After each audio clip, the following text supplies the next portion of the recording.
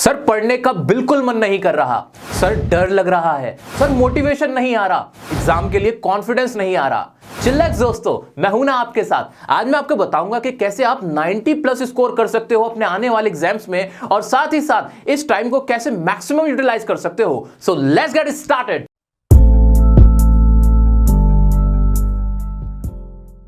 दोस्तों अभी ये वो टाइम है जब टॉपर हो या फिर कोई एवरेज स्टूडेंट, सभी के हाथ पैर फूले हुए हैं। टॉपर सोच रहा है कि मैं ज्यादा से ज्यादा मार्क्स कैसे स्कोर करूं, और जो एवरेज स्टूडेंट है वो सोच रहा है कि किसी तरह पास हो जाऊं या फिर किसी तरह 70-80s में मैं अपने मार्क्स स्कोर कर लूं। हाल सबका एक जैसा है, सभी के माइंड में ओवर थिंकिंग चल रही है, खुद से ज्यादा एक्सपेक्ट करने की ख्वाहिशें हैं, खुद सोच रहे हैं कि हम सुपरमैन बन जाएं एक रात में, एक महीने के अंदर। बहुत ज्यादा अपने आप से डिमांड कर रहे हैं। इस ओवर थिंकिंग पे अभी आपको काम करना है। कुछ स्टूडेंट्स ऐसे हैं जो लॉकडाउन के टाइम को कोस रहे हैं, वो सोच रहे हैं कि उस वक्त अगर मैं पबजी ना खेल रहा होता, उस वक्त अगर मैं यूटिलाइज कर लेता तो आज मैं बहुत अच्छी तैयारी कर चुका होता, आज मैं बहुत अच्छी पोजीशन में होता। खुद को कोसना बंद करो। ओवर थिंकिंग को कैसे खत्म करना है, पहले इस बारे में बात करते हैं। ये हमारा बेस तैयार होगा तभी मार्क्स लेके आओगे। खुद को कोसने वालों की तादाद बहुत लंबी है। मैं भी कोसता था, आप भी कोस रहे हो कि काश मैं 2 महीने पहले पढ़ाई कर लेता ना, आज मैं टॉप करने की स्थिति में होता, आज मेरी प्रिपरेशन अच्छी हो गई होती। ये गिल्ट सबके अंदर होता है, मेरे अंदर भी होता था। लेकिन इस गिल्ट से ही बाहर आना है, ओवर थिंकिंग से बाहर आना है। क्यों आना है वो बहुत इंपॉर्टेंट है दोस्तों। अगर आप ओवर थिंकिंग करते रहोगे, खुद को गिल्ट देते रहोगे, खुद से शिकायत करते रहोगे, तो आपकी जो माइंड है ना और जो आपकी बॉडी है वो आपका साथ नहीं देगी। याद रखना, ये माइंड और बॉडी ही आपको तो एग्जाम में अच्छा स्कोर करवाएगी। अगर माइंड रिलैक्स नहीं है, इसके अंदर बहुत ज्यादा प्रेशर है, खुद से शिकायतें हैं, तो आपको मोटिवेशन कभी नहीं आएगा, शिकायत करते रह जाओगे। तो सबसे पहला काम प्रैक्टिकल होके, प्रोफेशनल होके आपको क्या करना है, अपने माइंड और बॉडी को बहुत ही सुपीरियर बनाना है, स्ट्रांग बनाना है। वो कैसे बनाओगे उसका एक तरीका बताता हूं। बहुत अच्छा सा एक तरीका यह है कि आप अपना थोड़े दिनों के लिए जो डेली रूटीन है उसे चेंज कर दो। चेंज कैसे करोगे? कुछ भी नहीं करना है, सुबह उठो आराम से, कोई दिक्कत नहीं है, नहाओ धो, उससे पहले थोड़ा सा वर्कआउट करो, हल्का फुल्का सा एक्सरसाइज कर ली, वॉक कर लिया। इतना करने के बाद फ्रूट्स एंड वेजिटेबल्स आपको कंज्यूम करने हैं, जंक फूड को दूर कर दो, थोड़ा बहुत फ्रूट्स खाओ, अच्छे अच्छे फ्रूट्स खाने की कोशिश करो। और उसके अलावा आप क्या कर सकते हो, अपने माइंड और बॉडी को रिलैक्स करने का सबसे अच्छा तरीका है ना, अपने बालों की ना चंपी कराओ, बढ़िया सी मालिश करो। अब मालिश अगर आपको करनी है तो जो मैं पर्सनली यूज करता हूं, मैं वही यूज करता हूं, ये नवरत्न ऑयल। ठंडा ठंडा कूल कूल, गर्मियों में ठंडा ठंडा कूल कूल, ये मुझे बड़ा पसंद है। ये पसंद क्यों? एक तो पहली बात ये कि इसको मालिश करने से ना, हमारी जो चंपी करने से क्या होता है, जो हमारी जो ब्लड सर्कुलेशन है ना वो फास्ट हो जाता है। ब्लड सर्कुलेशन फास्ट होता है तो माइंड और बॉडी पूरा अपने आप रिलैक्स हो जाता है। दूसरी बात भाई आयुर्वेदिक है। आयुर्वेदिक जितनी भी चीजें है ना हमारी भारतीय संस्कृति की हैं, आयुर्वेदिक हैं। आयुर्वेदिक चीजें कभी आपको नुकसान ही नहीं देती। इसमें आंवला, अश्वगंधा, मैंने खुद पढ़ा था भाई इसमें क्या क्या डला हुआ है, तो आंवला, अश्वगंधा, पुदीने का फूल, इस तरह के आयुर्वेदिक तत्व इसके अंदर हैं। तो भाई रोजाना अगर आप इसकी आधा घंटा मालिश करोगे ना, नहाने के बाद, थोड़ा सा माइंड को अपने आप रिलैक्स करना, तनाव मुक्त होना, थोड़ा अपने आप बॉडी को कहना या I am with you, you are the best, इस तरह की बात खुद से कहोगे, जब चंपी अंपी सी करोगे ना बढ़िया सी, तो माइंड अच्छा होगा। फोकस करने में, कंसंट्रेशन करने में आपको हेल्प मिलेगी। जब पढ़ाई करने बैठोगे ना मालिश वालिश करके बढ़िया सी, तो आप पढ़ाई बहुत अच्छे से कर पाओगे। ये मैं आपको लिख कर दे देता हूं। तो दोस्तों क्या करना है, कुछ भी नहीं करना है आपको। पर्सनली मैं भी रिकमेंड करता हूं, नवरत्न ऑयल मैं यूज करता हूं, आप भी यूज करें, बहुत फायदा होगा। तो चंपी अंपी करने की आदत डालो, आधा घंटा रोजाना अपनी मम्मी से करवाओ या खुद कर लो, ठीक है। तो दोस्तों अब बात करते हैं इसके अलावा बॉडी में और क्या हमें सुधार लाने, कैसे अपनी रूटीन को और अच्छा बनाना है। ये बहुत बेसिक चीजें हैं। बेस आप जब तक तैयार नहीं करोगे तब तक आप स्मार्टली स्टडी नहीं करोगे। याद रखना, जितने भी टॉपर्स होते हैं वो पूरा सिलेबस रटे हुए नहीं होते हैं, उनको हर चैप्टर की हर लाइन नहीं रटी हुई होती, स्मार्टली प्ले करते हैं दोस्तों। वही चीजें मैं आपको बता रहा हूं। अब आगे बढ़ते हैं और देखते हैं और क्या स्ट्रेटेजी आपकी रहनी आगे। तो चीतो अब आप तैयार हो अपने हथियार तेज करके स्टडी में उसका यूज करने के लिए। लेकिन अभी भी एक चीज है जो आपको रोक देगी, वो है सोशल मीडिया, फेसबुक, व्हाट्सएप, जहां पे आपके बहुत सारे फ्रेंड्स हैं, बहुत सारी वीडियोस आप वहां देखोगे, जिन्हें देखकर, जिनकी बातें सुनकर आपका दिमाग खराब होना लाजमी है। वहां पे कुछ आपके दोस्त ऐसे हैं जो आपसे बातें करेंगे और कहेंगे कि मैं तो इतना कॉन्फिडेंट हूं, इतना कॉन्फिडेंस दिखाएंगे कि आपको लगेगा कि डायरेक्टर ऑफ एजुकेशन ने एग्जाम से पहले ही उसके हाथ में रिजल्ट रख दिया और वो टॉप कर चुका है। वो तो एक तो इतना कॉन्फिडेंस दिखाएगा। कोई आएगा आपके पास, आपका फ्रेंड, और आके कहेगा, वो इतना डराएगा, उसके हाथ पर ऐसे ऐसे फूल रहे होंगे, ऐसे ऐसे फूल रहे होंगे, आपको लगेगा मैं भी फेल, ये भी फेल, पूरी दुनिया फेल। इस तरह की बातें होती हैं, बहुत प्रैक्टिकल चीजें मैं बता रहा हूं। तो आपको क्या करना है, say no to social media. Social media से एकदम कट कर दो, कट कर दो। फेसबुक, व्हाट्सएप आपको कुछ नहीं दे रहे हैं, बिल्कुल बंद कर दो। आपकी स्टडी से रिलेटेड जो भी चीजें हैं सिर्फ उन पे फोकस करो 1-1.5 महीने के लिए। बाद में चलाते रहना, बाद में करना खूब बातें। तो अभी के लिए अपना फेसबुक, व्हाट्सएप बंद, इंस्टाग्राम भी। और साथ ही साथ आपको क्या करना है, स्टडी टाइम को मैनेज करना है। कौन सा टाइम बेस्ट होता है पढ़ाई करने के लिए, इसके बारे में बताता हूं। हाँ, मैं तो नाइट आउल हूं, मैं रात में पढ़ाई करता हूं। ऐसा कहा जाता है, साइकोलॉजी है कि जो रात में पढ़ाई करते हैं वो बहुत ज्यादा क्रिएटिव होते हैं, बहुत ज्यादा साइंटिफिक माइंडेड होते हैं, बहुत तेज होते हैं। इसीलिए मैं क्या करता हूं, मैं रात में पढ़ाई करता हूं, बुक अपने सामने रखता हूं और नीचे उसमें चैटिंग करता रहता हूं। पूरी रात में यही करता रहता हूं और सुबह होते ही सो जाता हूं। और दिन में इसलिए नहीं पढ़ता कि मैं रात में पढ़ूंगा।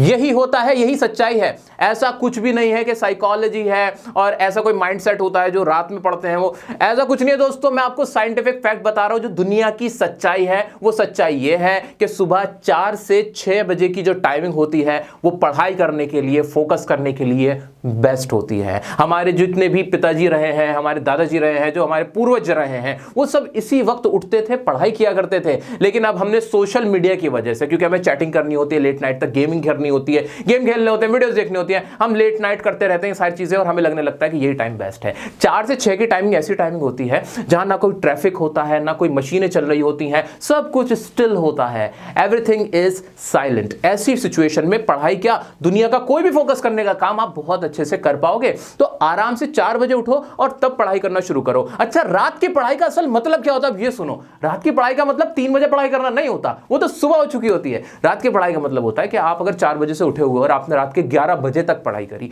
12 बजे तक पढ़ाई करी, या टू द मैक्स आपने 1 बजे तक पढ़ाई कर ली, इसका मतलब वो आपने लेट नाइट स्टडीज की है। इसका मतलब ये नहीं होता कि आप 12 बजे पढ़ने बैठे और पूरी रात आप पढ़ रहे हो। ये बिल्कुल ठीक नहीं होता। आपकी हेल्थ भी खराब होती है, माइंड भी खराब होता है। तो मैं आपको सच्चाई बता रहा हूं, सच्चाई क्या होती है। अगर आपको लगता है कि इसमें सच है तो कमेंट में मुझे यस लिख के दिखाएं।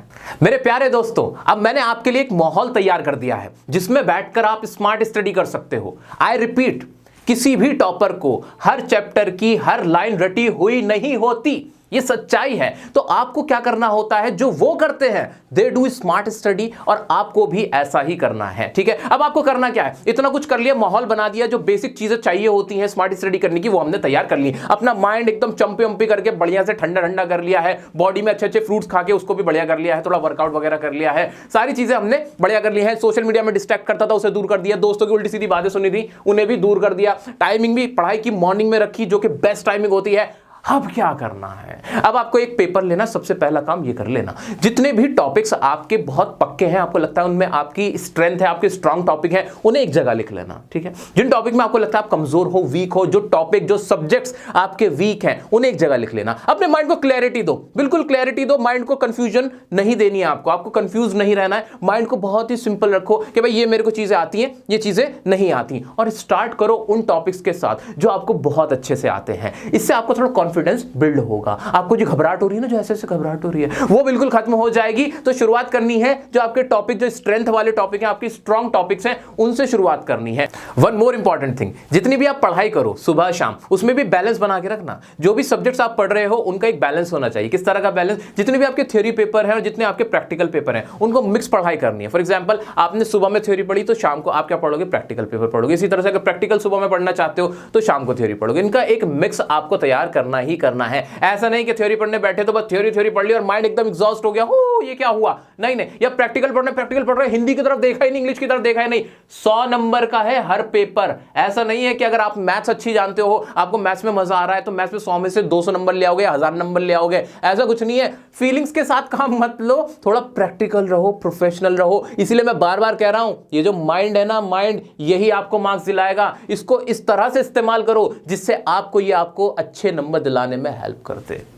Guys, now I am gonna tell you subject wise strategy, कैसे आप हर सब्जेक्ट के अंदर ज्यादा से ज्यादा मार्क्स स्कोर कर सकते हैं, वो मैं आपको बताने जा रहा हूं। आई रिपीट कि जितने भी टॉपर्स होते हैं उन्हें हर सब्जेक्ट के हर चैप्टर की हर लाइन रटी हुई नहीं होती। वो इंपॉर्टेंट जितने भी टॉपिक्स हैं उन पे फोकस करते हैं, और जितना भी पढ़ते हैं ना उसको रिवाइव करते हैं, उसको रिवाइज करते हैं, ताकि उनके माइंड में वो चीजें रहें। आपको भी यही करना है। इसलिए आपने स्ट्रेंथ और वीकनेस लिख ली है एक जगह, उस पे काम कर रहे हो अब ध्यान से सुनो कैसे सब्जेक्ट वाइज आप तैयार करोगे। मैं स्टार्ट करता हूं इंग्लिश के साथ। इंग्लिश है तो वही डियर सर है, क्या ही दिक्कत है। इंग्लिश में आपका जो मेन फोकस रहना है वो राइटिंग पोर्शन पे होना है। राइटिंग का मेरा मतलब है आपका जो लेटर राइटिंग हो गया, आपका जो पैराग्राफ राइटिंग हो गया, आपका रीडिंग सेक्शन हो गया, अनसीन पैसेज वगैरह, जो मैंने आपको ऑलरेडी वीडियोस बना के दे रखे हैं। जाके डियर सर चैनल पे प्लेलिस्ट देख लेना, टाइम बचा लेना। उसको देखने के बाद जितने भी आपके प्रीवियस ईयर के क्वेश्चन पेपर है, सैंपल पेपर है, उन्हें लिख लिख के प्रैक्टिस करना। बहुत टाइम बचेगा, 1 महीना तो बहुत लगेगा आपको उसको तैयार करने में, ठीक है ना। ऐसा लगेगा भाई इतना ज्यादा टाइम इसमें क्या करूंगा मैं, ठीक है।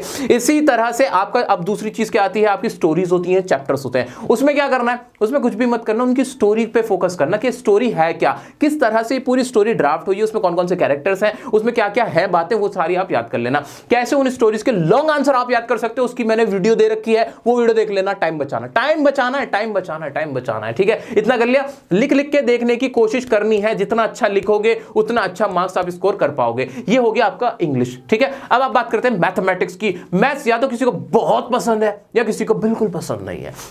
मैथ्स में क्या करना है, डरने की कोई जरूरत नहीं है। पहला काम ये करो कि जितने भी आपके फॉर्मूले होते हैं, जितने भी फॉर्मूले होते हैं उनको एक जगह एक डायरी के अंदर लिख लेना या फिर एक पेज पे लिख लेना, 2-3 पेजेस पे जितने पे भी आए, फॉर्मूले की एक अलग डायरी बनाना। ये काम करना ही करना है। चैप्टर वाइज आप फॉर्मूले बनाओगे, यानी चैप्टर 5 के ये फॉर्मूले, चैप्टर 6 के ये फॉर्मूले, चैप्टर 10 के ये फॉर्मूले, इस तरह से फॉर्मूले एक जगह लिख लिए, फॉर्मूले को याद कर लेना। सबसे पहला काम, फॉर्मूला अगर सिर्फ लिख के भी आ जाते हो ना, उसके भी मार्क्स मिलते हैं, स्टेप मार्किंग होती है, तो ये आपको पता ही होगा। फॉर्मूले ही सब कुछ होते हैं मैथमेटिक्स के अंदर, तो फॉर्मूले को एक अलग डायरी में लिख लिया। अब उसके बाद अब प्रैक्टिस कैसे करोगे, जितने भी आपके क्वेश्चंस हैं सारे प्रैक्टिस नहीं करने लिख के, ऐसे तो कर नहीं पाओगे, टाइम आप मैनेज नहीं कर पाओगे। आपको करना यह है कि जैसे आपकी कोई भी एक्सरसाइज है उसमें 20 क्वेश्चंस हैं, तो 20 क्वेश्चंस में जो इजी वाले, जो शुरुआती होते हैं, उनको 1-2 को तो हाथ से लिख लेना, बाकी को पेन से ऐसे ही ऑडिट कर लेना है।